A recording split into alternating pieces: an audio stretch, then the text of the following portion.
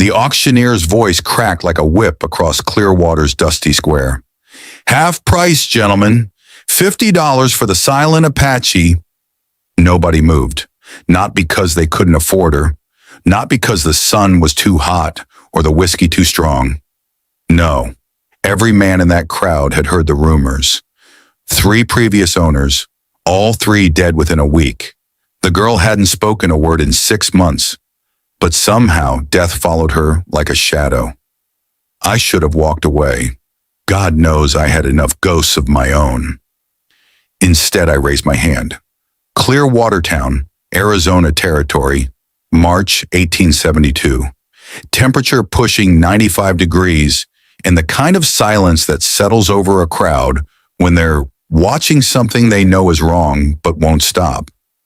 I stood leaning against a wooden post at the edge of the square, my right hand resting easy near the Colt Army Model 1860 on my hip. Old habit, the kind you pick up at Chickamauga and never shake loose. They dragged her up onto the platform like she was livestock, hands bound with leather straps, cheaper than chains, easier to replace. Her hair hung loose and tangled with dust, but her eyes, those eyes weren't empty like they said. They were waiting, watching, like a wounded hawk deciding whether to die or to strike. On her left shoulder, just below the collarbone, I could see it, a brand. The letter C burned into her flesh like she was cattle. Property of the Crane Trading Company. Colonel Virgil Crane stood behind her, wearing a gray vest covered in trail dust but still carrying himself like he was reviewing troops. Confederate officer, they said. Cavalry.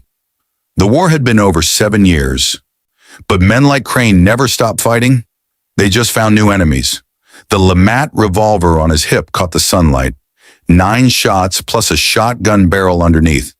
The kind of gun a man carries when he expects to kill more than one person at a time. "Gentlemen," Crane announced, spreading his arms wide, "I'll be honest with you. She's damaged goods. Hasn't made a sound in 6 months. But she's strong. She's young. And she'll work. $50. That's half what I paid." A rancher near the front spat tobacco juice into the dirt. "I heard she killed Jake Thornton." Crane smiled. The kind of smile that never reaches the eyes. Jake Thornton drank himself to death. The Apache had nothing to do with it. "What about Miller?" another voice called out. "And that traitor from Tucson? Coincidence, gentlemen." Nothing more. But nobody was buying. Not the story and not the girl. The crowd shifted, muttered, started to drift away, and Crane's smile began to crack. That's when I stepped forward. The crowd parted. Not out of respect, out of caution. They knew my name. They knew what I'd done at Chickamauga. Some of them knew what I'd done after. Crane's eyes narrowed as I approached the platform. Well, Samuel Holt, the butcher of Chickamauga, finally found something to spend his blood money on. I didn't answer, just laid $50 in silver on the table and signed the papers. Behind Crane, a man named Dutch Morrison, his segundo, his enforcer, his dog, leaned against the railing and watched me with flat, dead eyes. 40 years old, give or take, fast with a gun, faster than most men I'd known. "You're buying trouble." "Holt," Dutch said quietly, "that girl's got more bodies behind her than you do." I looked at him, looked at the girl, looked at the brand on her shoulder. "Then we'll get along fine." I led her out of the square without a word. The crowd watched us go like we were walking to our own funeral. Maybe we were. When we reached the alley behind the livery stable, I stopped, drew my knife, and cut the leather straps from her wrists. She didn't run, didn't speak, just stood there rubbing the raw skin where the straps had bitten deep and looked at me like I was a puzzle she couldn't solve. "I don't own people," I said. "Never have. You want to run, run. You want to follow, follow. Either way, I'm heading north." I mounted my horse, a gray mare named Ash, steady under fire, and started riding. For a long moment, nothing. Then I heard footsteps behind me, soft, careful, keeping 20 feet of distance between us. She was following. Back in town, Crane stood on the balcony of the saloon, watching us disappear into the heat shimmer on the horizon. Dutch climbed the stairs and stood beside him. "You want me to follow them?" Crane shook his head slowly. A patient man, a dangerous man. "Not yet. Let them get comfortable. That girl knows where her people hid the army payroll, $40,000 in gold. When Holt leads her back to her village," he smiled that cold smile again, "we'll take everything." We made camp 15 miles from clear water in a narrow canyon with rock walls on 3 sides. I chose the spot carefully, clear sight lines in every direction, solid stone at our backs. The kind of position where one man with a rifle can hold off 5. Old habits. I didn't build a fire. Instead, I dug a shallow pit, filled it with dry mesquite wood, and let it burn down to coals. Heat without light, warmth without smoke. The kind of fire that doesn't get you killed. She watched me work without expression. When I handed her a strip of dried beef and a hardtack biscuit, she took them, ate them. First sign that she hadn't completely given up on living. "Fire draws eyes," I said, more to myself than to her. "Eyes draw bullets." She didn't respond, but I saw something flicker in her gaze. Recognition, maybe. Understanding. That night, I sat with my back against the canyon wall and my Colt across my knees. Couldn't sleep. Didn't want to. Somewhere around midnight, I heard it. A sound like a wounded animal trying not to scream. The girl was curled on her side, shaking. Her hands pressed over her mouth to muffle sounds that wouldn't come. Nightmares. The kind that follow you out of sleep and into daylight and never really let go. I didn't touch her, didn't wake her. Some wounds you can't fix with kindness. You just have to wait them out. By dawn, she was sitting up, staring at the eastern horizon like she expected something terrible to come crawling over it. Maybe she did. Second day out, I spotted the dust cloud behind us. 3 riders, keeping their distance, matching our pace. "We've got company," I said. The girl didn't answer, but her body went rigid. She understood. I led us into a narrow draw where the rocks squeezed tight on both sides. Anyone following would have to come through single file.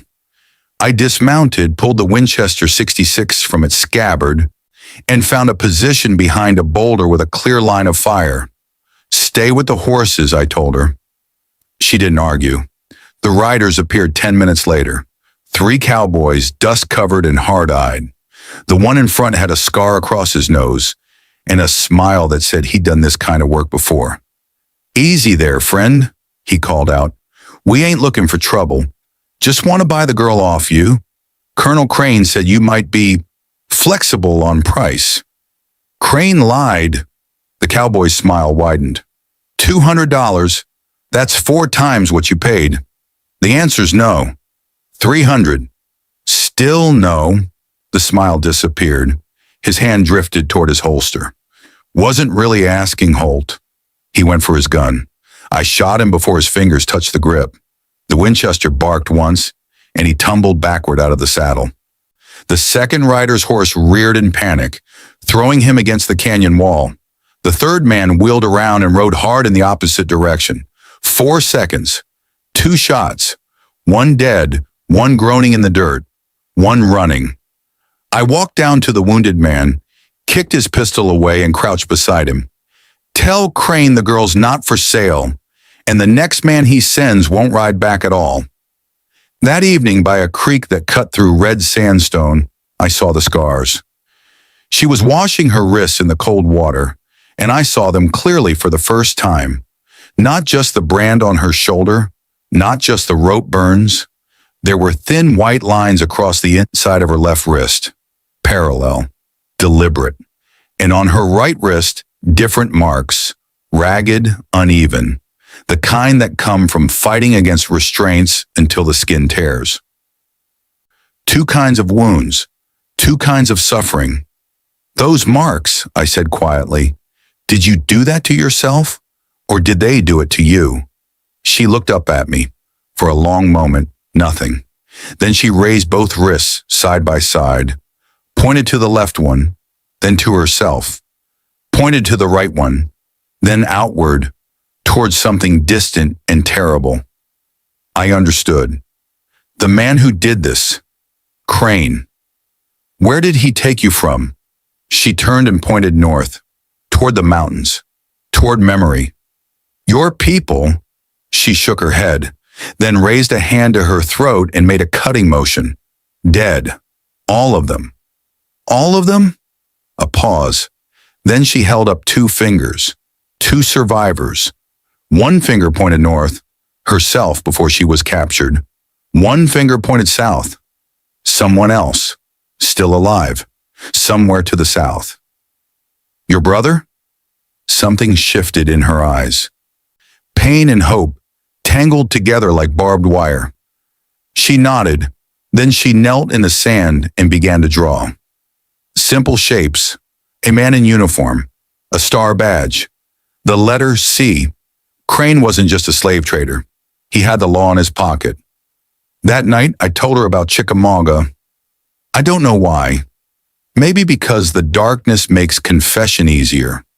Maybe because I needed her to understand that the man who'd bought her wasn't a hero. Just another killer trying to find a reason to keep breathing. September 1863, I said, staring at the stars.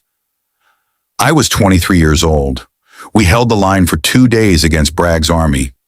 When it was over, I'd killed 19 men. 19! I counted every face. Still see them sometimes.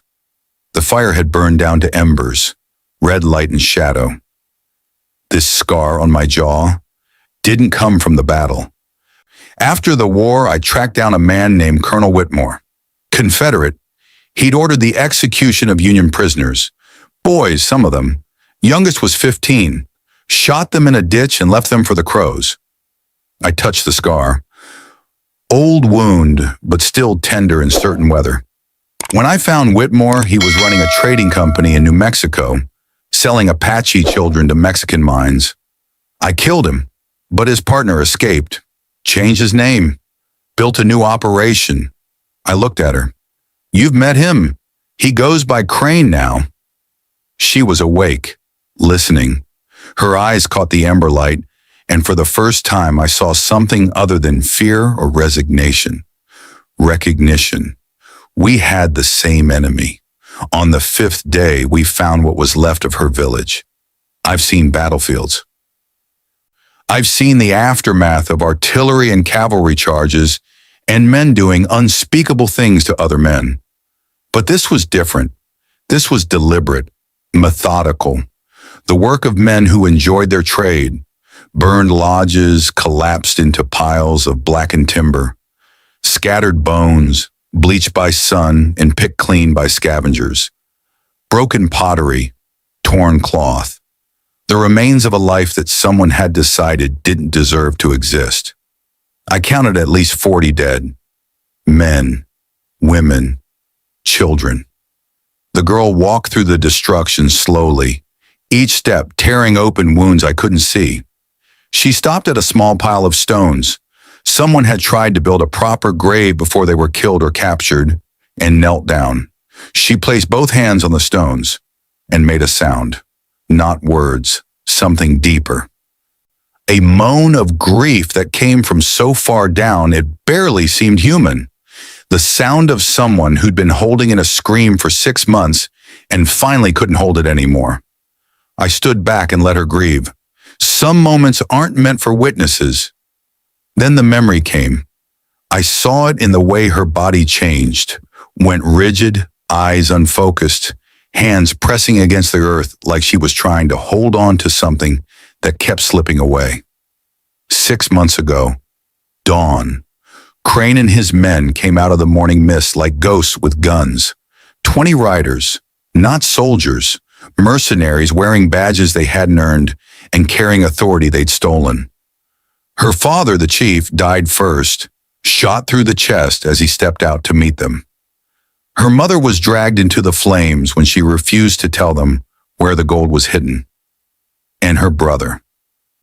12 years old, pulled onto a wagon with 6 other children, bound for the Mexican border and the mines that swallowed native children like fuel for a furnace.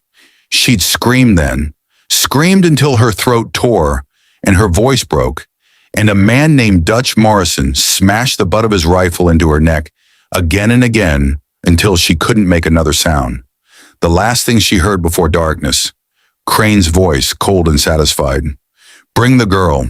She saw where the old man hid the gold. I saw the dust cloud before I heard the hoofbeats. 8 riders, coming fast from the south. Through my field glasses, I made out Crane at the lead, Dutch Morrison beside him. "They found us," I said. The girl stood. Her tears had dried. Her grief had hardened into something else. "You know how to shoot?" She nodded, pointed at the Winchester. "Ever killed a man?" She shook her head. "Then stay behind cover. Only shoot if they get past me." I had 47 rounds for my Colt, 38 for the Winchester. High ground in the ruins of a stone kiva. Thick walls, good sight lines. 8 men against 1. I'd had worse odds. Once. They stopped 200 yards out, close enough to shout, far enough to make a rifle shot tricky in the heat shimmer. "Halt!" Crane's voice carried across the dead village. "Here's my final offer. Give me the girl, and you ride away. No hard feelings." I didn't bother standing. Just let my voice carry from behind the wall. "Counter offer. Ride away now, and I won't bury you next to the people you murdered." Crane laughed. The sound echoed off the canyon walls like something obscene. "Those savages attacked a government supply wagon. We were defending ourselves." That's not what she remembers. She doesn't talk, Holt. Her testimony's worthless. But that $40,000 in Army gold her daddy hid somewhere in this canyon? His voice dropped, turned hungry. That's very much worth something. So that was it. Not revenge. Not silencing a witness. Gold. $40,000. Enough to start a war. Enough to end one. "Last chance, Holt. Give her up." I sighted down the Winchester and put a bullet 3 inches from Crane's horse's front hooves. "There's your answer."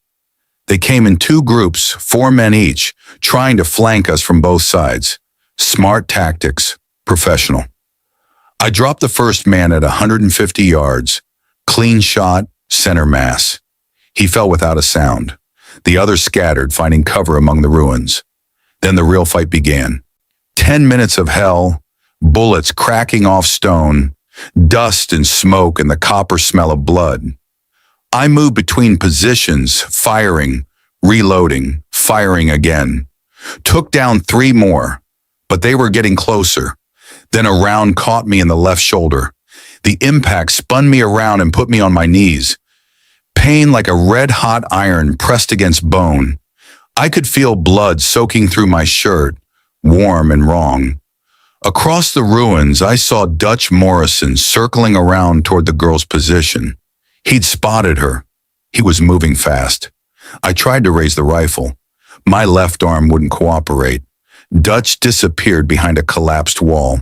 I heard the girl scramble backward. Heard Dutch's voice, soft and poisonous. "Remember me, little bird? Remember what I did to your pretty voice?" A gunshot, then silence. I dragged myself around the corner, Colt in my right hand, expecting to find her body.